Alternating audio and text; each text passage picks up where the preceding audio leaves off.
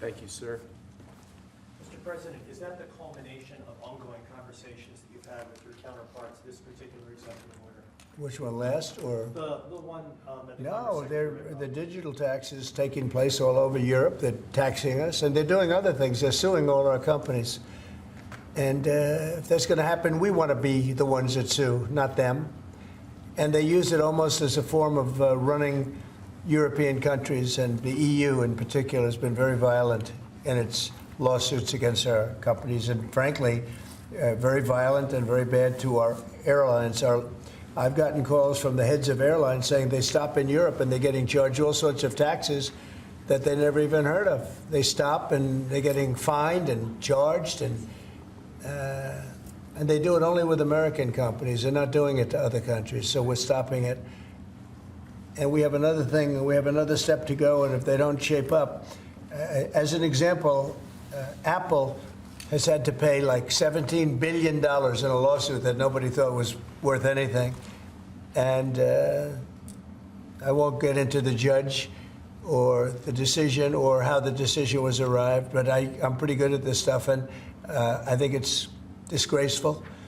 And Google's being sued, Facebook's being sued, and many others are being sued by their so-called government, if you call it a government, EU, and they don't treat us right. They don't treat us right as a country. So we're going to protect our companies. We have to protect our companies. So we're not going to have any companies left anymore. I also want to thank Apple, though, for announcing they're going to invest $500 billion in our country. That's the biggest investment anybody's probably made to this date. And they're going to do it very quickly, and that's because of tariffs. They don't want to pay the tariffs, and they feel very strongly about the country. Now, they wouldn't have done it without us. Without the Trump administration, they wouldn't have done it. But they feel very strongly about the direction of the country. The polls have shown that, too. The polls are coming out showing direction of the company is of the country is the best they've ever seen, actually. Best they've ever seen. So I just want to thank Tim Cook and Apple for the confidence. $500 billion. That's the biggest investment anyone has made in a short period of time. Mr. President, have you spoken today with the House Republican holdouts who Yeah. said they would not be supporting the budget resolution? Well, I'm not involved in that. They know what I want, and the Senate knows what I want, too. And the Senate's got a bill that's very strong, having to do with the taxes, because the taxes is what's bringing all these companies in. So, and without it, by the way, you'd have to double your own taxes. Everybody would be doubled up, and you'd have the biggest tax increase ever. So the House has a bill and the Senate has a bill, and I'm looking at them both, and I'll make decisions. But I don't know where they are in the vote. I know the Senate's doing very well, and the House is doing very well. But each one of them has things that I like. So we'll see if we can come together. Mr. President, can you clarify, hopefully once and for all, what your expectations are with this email to federal employees? What are you going to use that information for? And do you see it as voluntary, like OPM has said, or mandatory? Yeah, well, it's somewhat voluntary, but it's also, if you don't answer, I guess you get fired. What it really I'm is, still lost on that. What it is do people exist? We have this massive government with millions of people, and nobody knows who's working for the government, who's not. So what they're doing is they're sending out a letter to everybody, and they're saying, what were the things you did last week? I guess they ask for 5. And if people are working, it's easy. I could tell you 5 things I did last week. I could tell you 5 things I did 6 weeks ago, right? If they're there and they're working, they're able to say they did 5 things during work. And that means they're working and they're with us and they have no further obligation. If they're not, it could be there's no such person. It could be that the person's no longer working. They're no longer living at that address. They may be moved. Maybe they moved to a different country, or maybe the person doesn't exist. And we then take that person off the payroll, and we save a lot of money by doing that. But that's one of the only ways. I think it's a very smart thing. And it says, if you don't answer, essentially, you know, there's a penalty to pay. Like, that's the end of the job. Well, Musk has said that. The order itself doesn't say that. I think that's part of the confusion. Is he speaking for you when he says you'll be terminated? Yeah, everybody speaks for me. I'm the one. I'll take responsibility. You know the old statement, the buck stops here, right? Famous statement. Well, I can say the same thing. The buck stops here. No, we have to find out if people are getting paid and they're not working, and, they have a problem. Let's say they have another job, and then they write in false statements. It's a big problem if they write in false statements. They may be working for somebody else, but getting paid by the U.S. government, and that would mean that they're not allowed to be doing that. They're not allowed to be working for us and be working for somebody else. We're paying them a lot of money. We're paying them. So we'll see.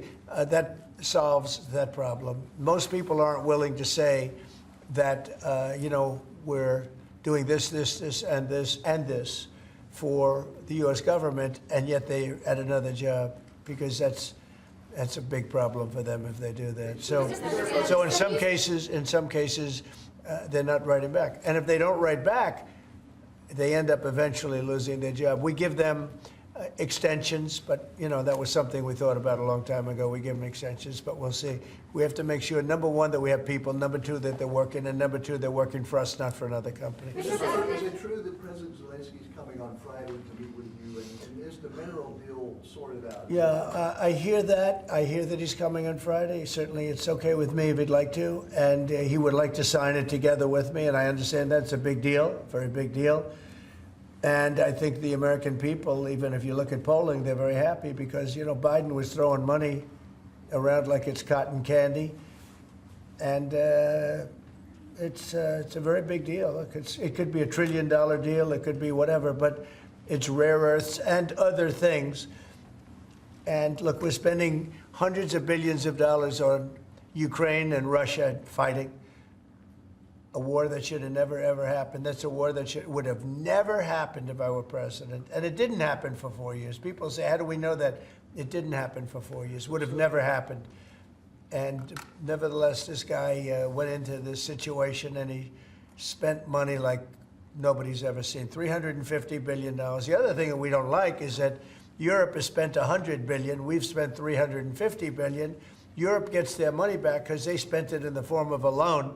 And we just gave them, whether it's 300 or 350 billion, nobody really knows. They can't even tell me the answer to that, but it means probably more than that. So what we're doing is now we're saying, look, we want to be secured. We want to get that money back. We're helping a country through a very, very big problem, a problem like very few people have had. Shouldn't have had this problem because it shouldn't have happened, but it did happen. So we have to straighten it out. But the American taxpayer now is going to get their money back plus. Mr. President, yesterday with Emmanuel Macron, you said you had spoken to Putin about the idea of peacekeepers in Ukraine, that Putin was fine with it. The Kremlin, I guess, has said that that's actually unacceptable to them. What's real here? That's not what I was told. But you're going to need some form of peacekeeping, so something will be done that's going to be satisfactory to everybody. We need peacekeeping too. Any situation where there's American troops involved? It's actually something I did discuss, but a form of peacekeeping that's acceptable to everybody. Ultimately, we'll be able to agree on something, I'm sure. With Ukraine and this mineral deal, what does Ukraine get in return, Mr. President? $350 billion and lots of equipment, and military equipment, and the right to fight on, and originally the right to fight. Look, Ukraine, I will say, they're very brave and they're good soldiers, but without the United States and its money and its military equipment, this war would have been over in a very short period of time. In fact, I was the one that gave the javelins. You remember the famous javelins? That was me. That wasn't Obama. It wasn't Biden. It wasn't anybody else. It was me. And they wiped out a lot of tanks with those javelins. And the expression was that Obama gave sheets and I gave the javelins. That was a big deal at the time. It wiped out. That was the beginning when people said, wow, that's something. Well, that was American equipment. Without American equipment, this war would have been over very quickly. And American money, too. I mean, a lot of money. So Mr. President, that war-fighting equipment and the ammunition, that's sustained going forward for Ukraine, and how long is it sustained? Well, it could go forward for a while, and maybe until we have a deal with Russia. Look, we need to have a deal with Russia, otherwise it's going to continue. But now when Americans put up their money, the taxpayer money, and the president approves it, we're getting our money back in some form. But it could go on for a while, or it could be settled quickly. I think it's going to be settled quickly. I spoke with President Putin. I think he wants to settle it, and wants to get on with life. It's horrible. What's happening horrible.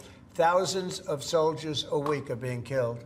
and others too, but especially on the battlefield. Thousands a week are being killed, and we want that to end. When you spoke to, Mr. President, when you Yeah, spoke to, Brian? Yes, okay. Real quickly, Carolyn Levitt, your press secretary, sent an earthquake through that briefing room earlier today announcing that the WHCA would not have any control over placing media in the seats of the briefing room. Just want to get your thoughts on that. And also on Air Force One, it's trending on X, people are talking about it, get your thoughts. Well, we're going to be now calling those shots. As you know, we won that lawsuit right there. See the Gulf of America, which is a beautiful name. Most people agree. I don't know. It's, you know, AP has been terrible. Look, I think they're radical left. I think they're third-rate reporters. I know the specific young lady that works on the account is terrible. She's a radical left lunatic, as far as I'm concerned. They don't treat us fairly. That's number one.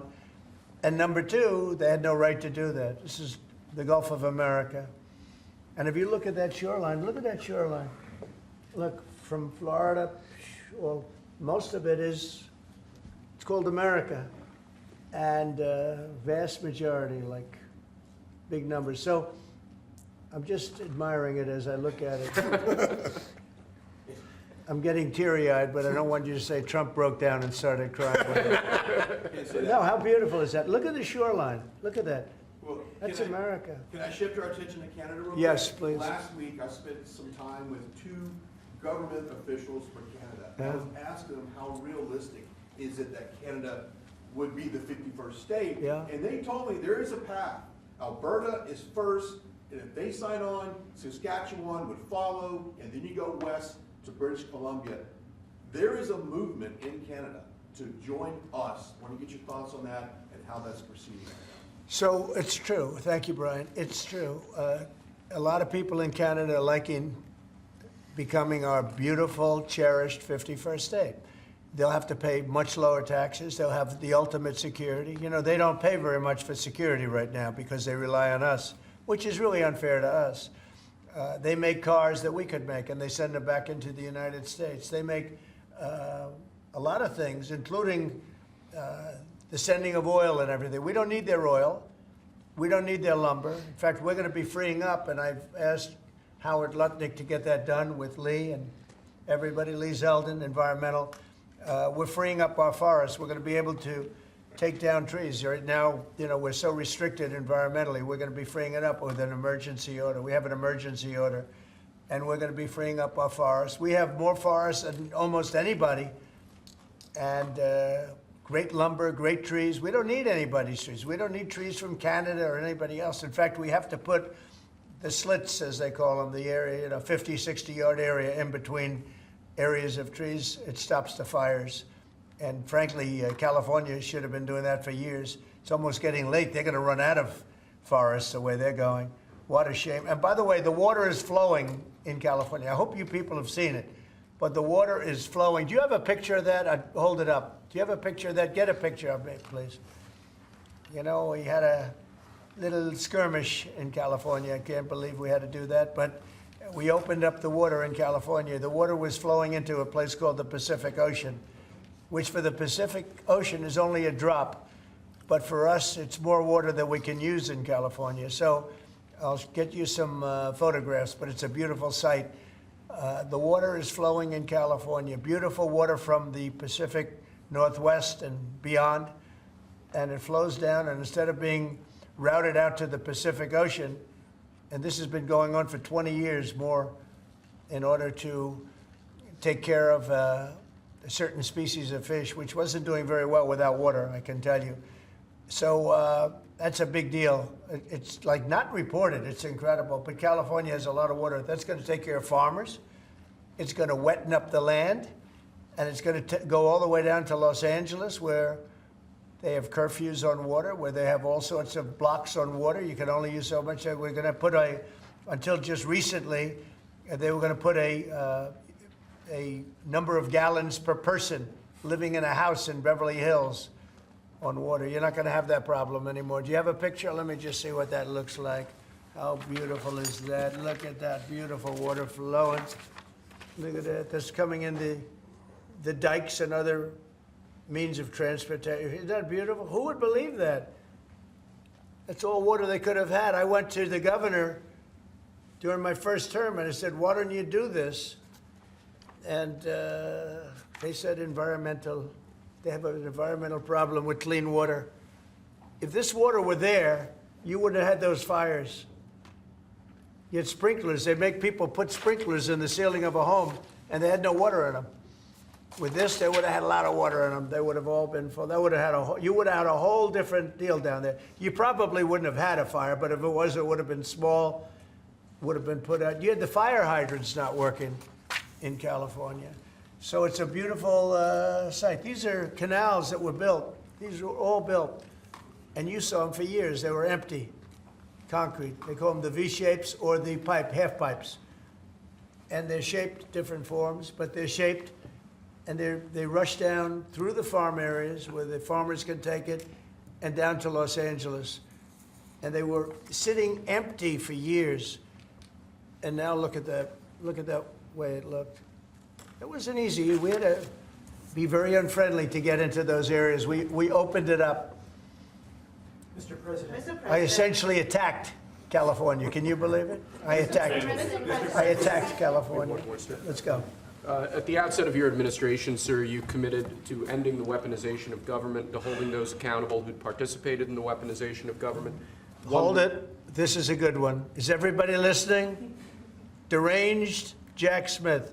We're going to call it the Deranged Jack Smith signing or bill. Go ahead. One law firm that provided pro bono legal services to the special counsel's office under Jack Smith's leadership was Covington and Burling.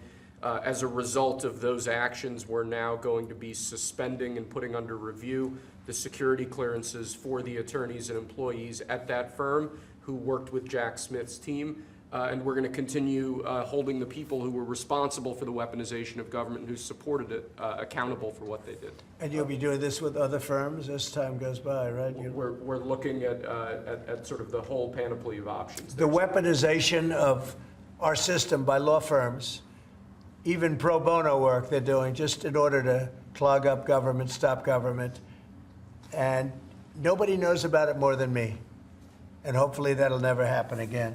So the Covington and Burlington, is that? Covington and Burlington. Mr. President, may I ask you a question about Europe? So long term, do you plan to maintain the number of U.S. troops? Wait, I just want to stationed? savor this one, please. Who would like this pen? I'll take Hey, why don't you send it to Jack Smith? A deranged person. Mr. President, what do you say to people who worry that targeting an individual firm or individuals who, aren't Jack Smith for Excuse his me. actions? I've been targeted for 4 years, longer than that. So you don't tell me about targeting. I was the target of corrupt politicians for 4 years, and then 4 years after that. So don't talk to me about targeting. Yeah, go ahead. Mr. President, there are approximately 2 million federal employees right now.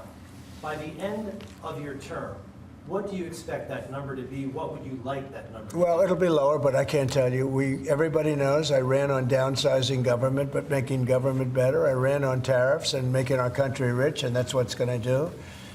We're going to be doing something else that's going to be very, very good. We're going to be selling a gold card. You have a green card. This is a gold card. We're going to be putting a price on that card of about $5 million, and that's going to give you green card privileges plus. It's going to be a route to citizenship, and wealthy people will be coming into our country by buying this card. They'll be wealthy, and they'll be successful, and they'll be spending a lot of money and paying a lot of taxes and employing a lot of people. And we think it's going to be extremely successful. Never been done before or anything like this, but it's something that we're going to be putting out over the next, would you say 2 weeks out? Do you want to 2 say a weeks. couple of words about it? Sure. Mr. President, are there Wait a any minute, hold on. requirements for that Hang on gold a second. card? Do you have to invest a certain amount of money in this country in order to qualify for that gold card? Yeah, exactly. So Go the ahead. EB-5 program was really, you lend some money, but it was full of nonsense, make-believe, and fraud, and it was a way to get a green card that was low-priced. So the president said, rather than having this sort of ridiculous EB-5 program, we're going to end the EB-5 program. We're going to replace it with the Trump Gold Card, which is really a green card gold, so they'll be able to pay $5 million to the U.S. government. They'll have to go through vetting, of course. We're going to make sure they're wonderful, world-class global citizens. They can come to America. The president can give them a green card, and they can invest in America, and we can use that money to reduce our deficit. Why do we give out lotteries of green cards? Why do we give out EB-5 for green cards? The President of the United States understands that the right answer is, why don't we eliminate the deficit of the United States of America instead? The gold card, well, millions, but the gold card will bring in with it people that create jobs, very high-level people.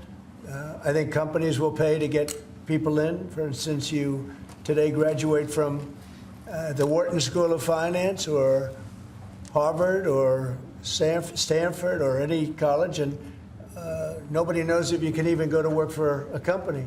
So Apple and all these companies that want to get people to be working for them will be able to buy a card, and for the people that are number one in their class at top schools, I see that as one of the things. But generally speaking, it'll be people with money and people that create jobs, and they won't have to pay any tax on income outside of the United States, which they're not paying right now. They're not citizens, but they'll have to pay if they create jobs in the United States. They'll pay full taxes like everybody else. So you're getting big taxpayers, big job producers, and we'll be able to sell maybe 1 million of these cards, maybe more than that. And if you add up the numbers, they're pretty good. As an example, 1 million cards would be worth $5 trillion. $5 trillion. Wow. And if you sell 10 million of the cards, that's a total of $50 trillion. Well, we have 35 trillion in debt. That'd be nice. So we'll see. But it could be great. Maybe it will be fantastic. We have it all worked out from the legal standpoint. It's totally legal to do. Hasn't been done before. It's been done in many different forms. We give them away. Why should we give them away? We shouldn't give them away. And I think it's something very exciting. I think it's potentially just something that we're all very excited about. So it's a gold card. It's somewhat like a green card, but at a higher level of sophistication. It's a road to citizenship for people. And essentially people of wealth or people of great talent, where people of wealth pay for those people of talent to get in, meaning companies will pay for people to get in and to have long-term status in the country. And I think it's something we're very, very happy about. Would you have anything to say about that? Well, many other countries, by the way, do this, including, of course, your 51st state does that. And the money's earmarked for deficit reduction? It may be earmarked for deficit, but it actually could be more money than that. I mean, if you did 10 million, you'd have $15 trillion left over. But generally, it's going to be paid down debt, yes. Do you need Congress for this? Do you think you need them No, to we pass don't a need law? Congress, no, because we're not doing citizenship, we're doing the card. I see. It's a path to citizenship, a very strong path to citizenship, but we're not doing the citizenship. For that, I'd have to get Congress. And would all countries be eligible for this gold card? Depends. The countries largely, the people will be vetted very carefully. Mr. President, on Ukraine, would you provide military support for Ukraine in the future under a peace agreement? Say it again louder. Would you provide military support for Ukraine in the future as part You mean of like a peace security? agreement? Yeah. Well, people are going to do it. I think Europe will largely be responsible for that. But European countries will be responsible. But Macron asked for a U.S. backup. Well, we'll see. I mean, right now we're just in the process of negotiating. We've pretty much negotiated our deal on raw earth and various other things. We'll be looking at that security. You're talking about general security for Ukraine later on. I don't think that's going to be a problem. There are a lot of people that want to do it. And I spoke with Russia about it. They didn't seem to have a problem with it. So I think they understand. They're not going back in. Once we do this, they're not going back in.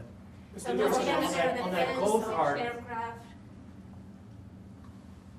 Would the U.S. provide, for instance, air defense? Well, I just told you, right now we're not providing anything. You know, it's about Europe, too. Europe put in $100 billion, and we put in $350 billion. It's not a fair thing. you know, we would normally say, and I say it now anyway, but we want equalization. They should put up actually more money than us because they're right there. We have an ocean in between.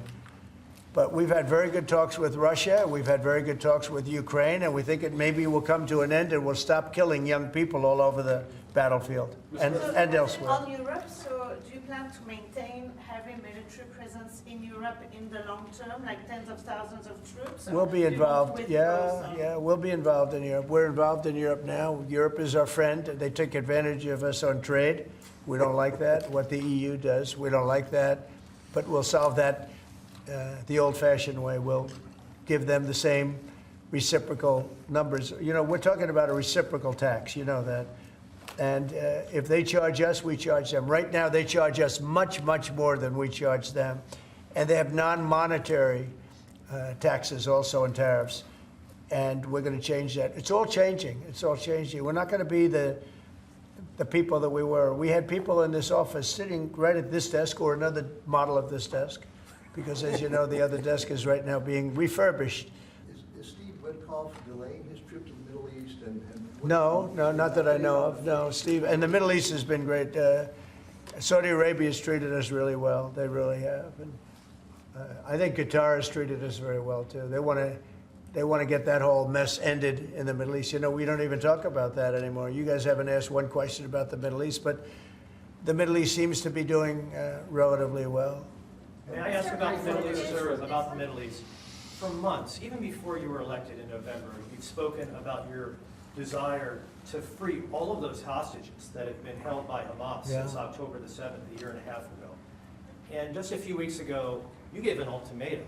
You said if they're not all released by noon on February the 15th, there would be hell to pay. Is Hamas thumbing their nose at you, Mr. President? No, I think the opposite. So, as you know, they weren't going to release any more hostages. And I said there's going to be hell to pay. And then they agreed that they were going to release the hostages that they had agreed to release, plus an extra one. And so that you could say that was a big difference. But I said it from that point, it's up to Bibi Netanyahu and Israel. I may have taken a different stance. But they did release, they went back to releasing the hostages. But if you remember, they said we weren't going to release any. They've totally ended it. And I said, well, they're not going to release any. They'll be held to pay. And but the rest is really up to him. What I may have done it differently than him. It's not my decision. It's his decision. But they did release all of those hostages. So. Mr. President, when you spoke to Vladimir Putin, did he raise or did you discuss at all the possibility of a minerals deal on the Ukrainian land that Russia now controls? I didn't discuss it, no. I'd like to buy minerals on Russian land too, if we can.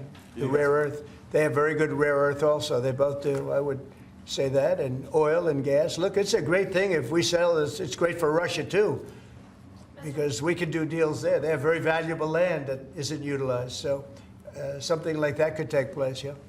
Have you put raising or lifting sanctions against Russia on the table as your? No, we haven't lifted any sanctions on anybody. On the table as part of any negotiation? I guess it will be at some point, but right now we haven't agreed to lift sanctions on anybody. On that gold card, getting back to that, I'm fascinated by this, Mr. President. You should be And fascinated by Secretary. it. Your taxes will go down to nothing. Would a Russian oligarch be eligible for a gold card? Yeah, possibly. Hey, I know some Russian oligarchs that are very nice people. It's possible. They're not quite as wealthy as they used to be. They're not as wealthy as they used to be. I think they can afford. I think they can afford $5 million. So they have No, a lot of people are going to want and yet they to. would be eligible A lot of people are going to want to be in this country, and they'll be able to work and provide jobs and build companies and pay taxes. All of those things. It's an incredible. It's an incredible thing. I mean, this is the group that is the first to hear it.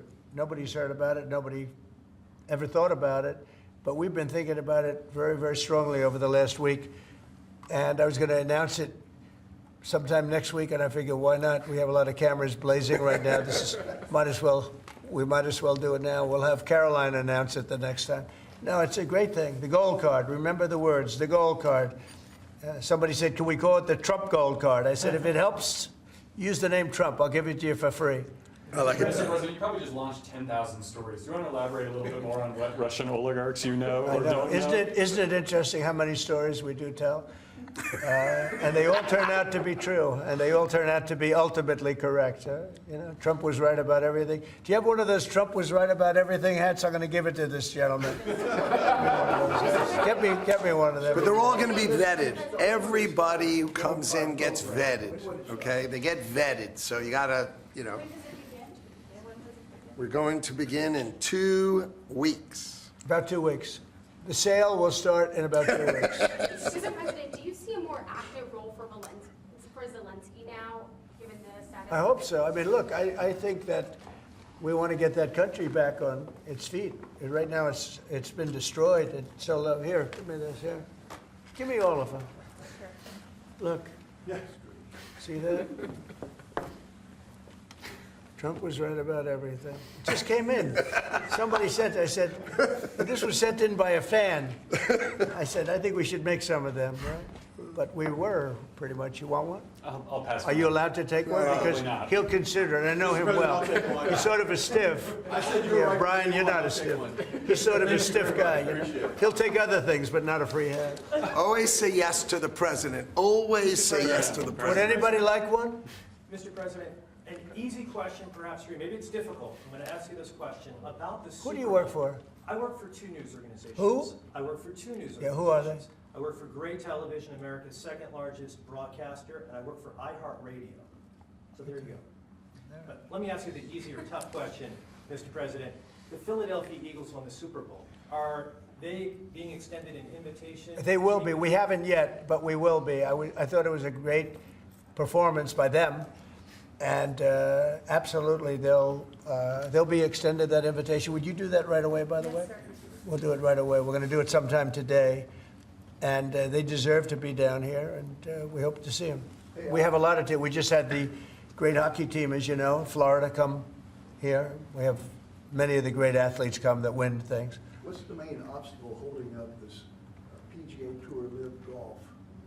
Well, they have to get together. You know, they've had a lot of discussion back and forth. They both are meaning well, and a deal will ultimately happen. I think it'll happen pretty quickly. It'll be nice to see the golfers, the best golfers, be able to play against each other. What's your role been in this whole process? Just to help expedite it. Tiger was here, Adam Scott was here, Jay Monahan was here the other day, just to really help expedite it. We had Yasser here from Saudi Arabia, great guy. These are all great people, and they want to work it out. So if I can help them work it out, I don't get anything out of it. If I can help them work it out. I just think golf, it's very much of an individual sport, and you want to see the best players playing against each other, not playing in 2 different locations, right? What's going to be more challenging, a PGA Live deal or a Russia-Ukraine deal? I think the PGA deal is much more complicated. Sir, may I ask you the Middle East question, if I may? What's your take on what's happening in the West Bank and what Israel is Well, doing it's some movement up there that a lot of people are concerned about. And there's been a lot of Israeli movement. They're up there for a reason. All of a sudden, maybe they're not feeling so good about that. So that would be terrible. I hope that doesn't happen. But there is movement up there that nobody knew about. Right? You know that, right? Yeah, and when you say, are you concerned about it as well? I'm concerned about everything. I want the world to be peaceful. You know, when I left here, we had no war. We had defeated ISIS in less than 4 weeks. In fact, I took the general that defeated ISIS and I put him in charge of the whole ball game, because that's what we want. We want winners. Raisin Cane, you know, Raisin. When I heard that name, I said, I like that name. That's the kind of general I like. So we'll see. But he was great. He's a great soldier. Not a politician, a soldier, a real soldier. You know that, Brian. This guy was the real. This guy's the. I've heard that story a million times. Yeah, this guy's the real deal. He is. And I think he's going to do a great job. But think of it. We had no wars. We had no problems. We had no inflation. We had no problems. And then all of a sudden you have October 7th in Israel, which was horrible. And then you see what happened with Ukraine. Russia would have never gone in if the election weren't rigged. It was a rigged election. The 2020 election was rigged. And we got out of it. And you see what happened. You see what happened to our country? Inflation, Afghanistan, that horrible withdrawal from Afghanistan. I think when Russia saw what happened in Afghanistan, they said, wow, it's a paper tiger. We're not a paper tiger. We are the strongest military force in the world. And by the way, Pete Hegseth is doing a great job. But we didn't have wars. We didn't have inflation. We had a strong border. We had everything going good. And then Biden got in, and he's, my opinion, the worst president in the history of our country. I think Jimmy Carter was a very happy man when he passed away 2 weeks ago. What are you expecting at the cabinet meeting tomorrow? It's going to be a cabinet meeting, and I'll preside. Unlike Biden, I'll preside over my own cabinet meeting. Mr. President, how would you compare your cabinet in your second term to your cabinet that you had in your first term? Well, I had some great people my second term. I think this is deeper. I think it's better because it's deeper. I had some people that I didn't really like too much in my cabinet, but I didn't know Washington then. I was a New York person. I knew New York intimately, but I had to rely on people. I had great people. Look, we got the biggest tax cuts in history. I rebuilt the military. I mean, we did so much. We did unbelievable. Even right to try. Somebody was saying today they were saved by right to try. We did right to try medically. We did transparency medically. That was a big thing, but Biden canceled that one. He didn't cancel right to try, which is interesting. He didn't cancel Space Force. He was going to cancel Space Force. Space Force is turning out to be invaluable. Amazing. We created Space Force. But think of it. We rebuilt our entire military, and now we're going to have to patch it up a little bit again because of what's happened. No, this was a grossly incompetent administration. The only thing they were good at was cheating in elections and the weaponization of government. Thank you very much, everybody. Thank you. Thank you, guys. Thank you, guys. Thank you.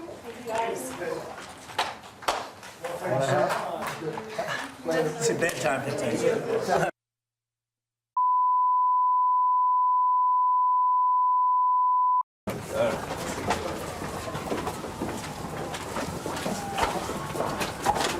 Sorry.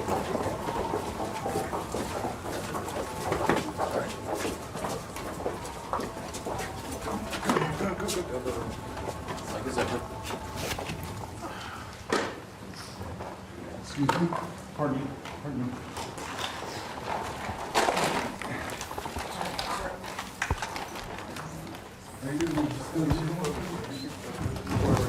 How are you?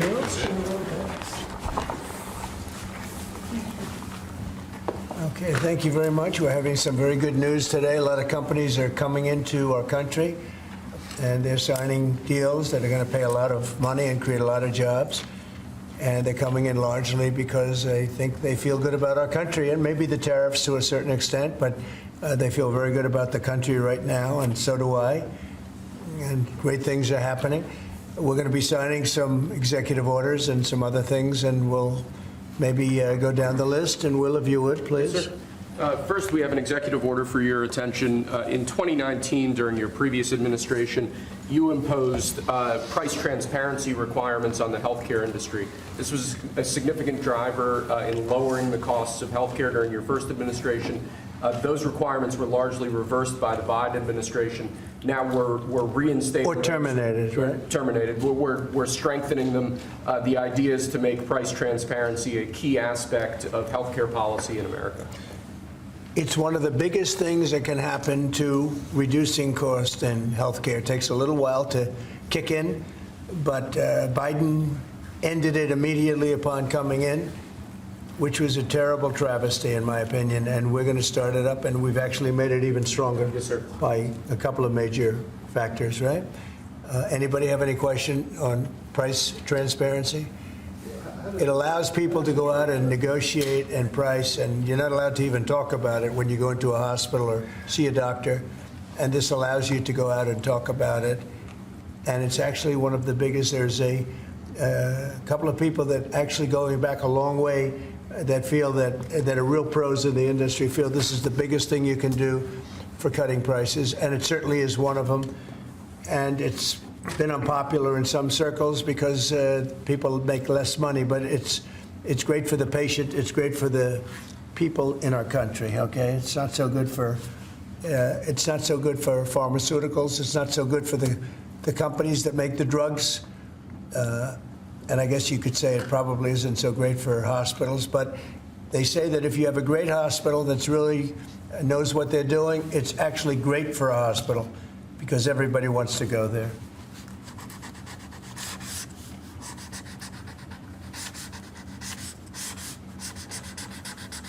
Okay. Thank you, sir. Good. Got it, Doug? Thank you, sir. Pulitzer Prize. Okay. Thank you, sir. Next, we have for your attention, another executive order. Copper is a critical material, and the supply of copper is vital to our national security. In recent years, we've dealt with a significant issue of the dumping of foreign copper into the American market. That significantly impacted the domestic production and manufacture of copper and copper materials. This executive order charges your Secretary of Commerce with starting the process to potentially impose tariffs or other trade barriers to prevent this ongoing dumping of copper and to protect the American manufacture and production of copper. It will have a big impact. Howard, do you want to say something about that? You mind if I read one of your please. truths? Sure. So this is a truth that's about to go out. Like our steel and aluminum industries, our great American copper industry has been decimated by global actors attacking our domestic production. To build back our copper industry, I've requested my Secretary of Commerce and USTR to study copper imports and end unfair trade putting Americans out of work. Tariffs will help rebuild back our American copper industry and strengthen our national defense. American industries depend on copper, and they should be made in America. No exemptions, no exceptions. America first creates American jobs and protects our national security. It's time for copper to come home. And if it's all right with you, if I can talk a little bit about the digital services tax, would that be all right? Please. Go ahead, do that. So I read another truth. This is sort of so fun to read his words. It can't be any better. So our incredible United States economy and undeniable American spirit has enabled the creation of the greatest technology companies on earth. Our digital economy is bigger than most of the world's countries, and the market cap of even one of our companies exceeds every European country. Instead of empowering their workers and creating opportunities, foreign governments have instead tried to tax, fine, and hinder Americans' technology companies. Both friend and foe have been treating American tech companies harshly, as if our companies are their piggy bank. This will now end. It is my objective to level the playing field and end these attacks. We are putting these countries on notice to end their unfair treatment of American companies, large and small. Our companies are the greatest investors in the world. So our tech companies are the greatest investors in the world, and their investments will go only to where American companies are treated fairly. Our ingenuity, grit, drive, and perseverance have built America. If these countries want to participate in the AI industrial revolution, it's time to choose sides with America, not against us. And we signed that on Friday, sir. Okay, very big deal, right? Huge.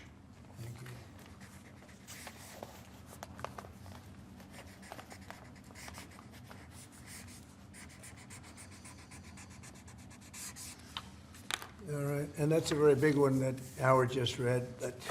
They're both big. They're all big. We're only doing big ones. Okay? Thank you, sir.